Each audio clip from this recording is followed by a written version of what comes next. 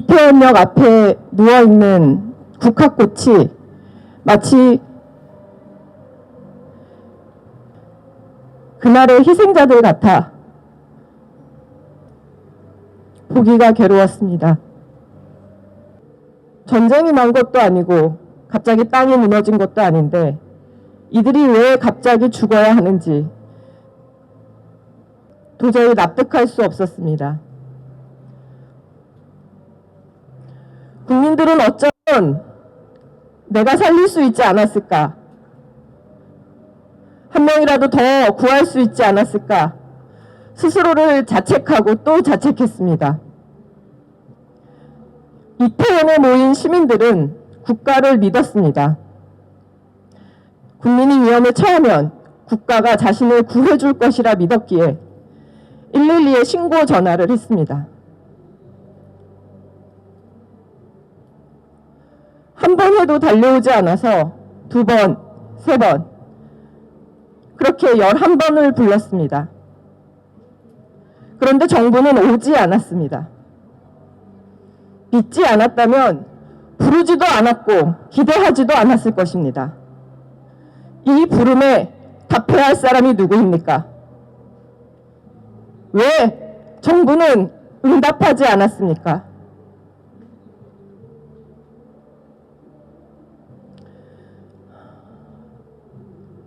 제발 살려달라는 구조 요청이 담긴 112 녹취록을 보고 피가 거꾸로 솟는 것 같았습니다. 국민이 재난 속에 각자 살아남아야 한다면 도대체 국가는 왜 존재하고 정부는 무엇이란 말입니까? 10대 시절 세월호 참사로 친구를 잃었던 청년들이 20대가 되어 축제의 거리에서 아무런 이유 없이 목숨을 잃었습니다. 이 청년들이 국가와 대통령에게 책임을 묻고 있습니다. 도대체 왜 우리가 죽어야 하는가? 도대체 왜 이 죽음의 책임은 누구에게 있는가? 윤석열 대통령은 답해야 합니다. 우리를 더 고통스럽게 했던 것은 정부와 여당의 무책임한 태도였습니다. 국가 애도 기관의 뒤에 숨어 참사를 축소하고 희생자를 지우려 했습니다. 선동하지 말라, 주체자가 없다, 할 일을 다 했다 말하며 참사의 책임을 희생자에게 떠넘기고 국민의 입을 막았습니다. 국민의 희생에 애도하기보다 자신의 살 길을 찾느라 시민단체를 사찰했습니다. 국민을 살리는 데 게으르고 정권의 안위를 챙기는 데는 신속한 이 정부가 바로 가해자입니다. 국민의 슬픔에 공감하지 않는 정부가 국민들의 상처를 흡입하고 있습니다. 참사 현장을 찾은 대통령도, 국민 앞에 선 장관도, 구청장도, 경찰청장도, 총리도 국민에 대한 예의가 없습니다.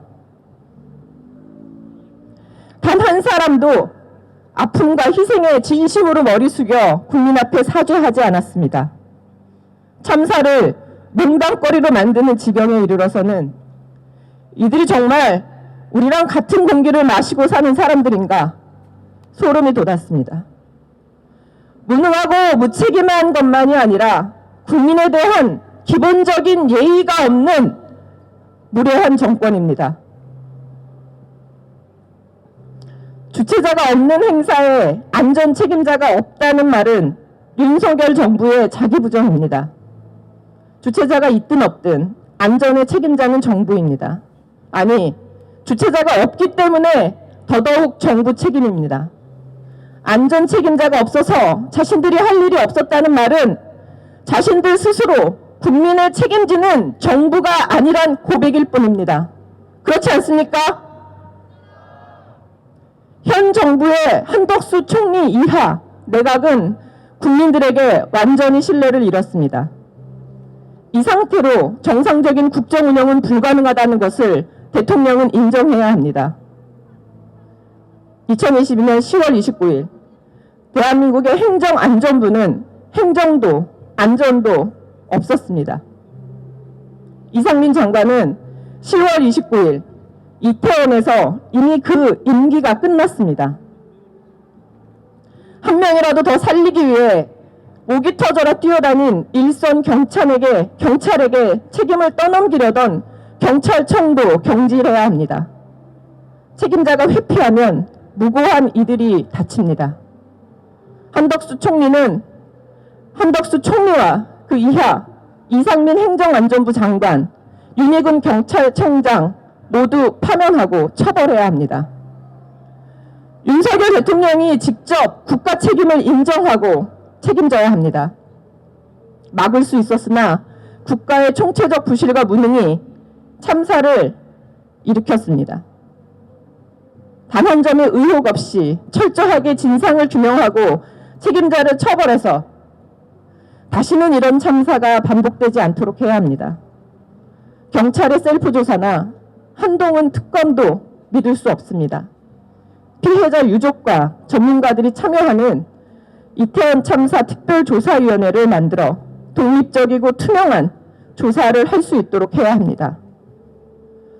8년 전 못 지킨 안전한 사회의 약속, 더 큰 희생을 치르기 전에 반드시 이루겠습니다. 막을 수 있었다. 국가는 없었다. 막을 수 있었다. 국가는 없었다. 행안부 장관, 총리까지 참사 책임자를 파면하라. 참사 책임자를 파면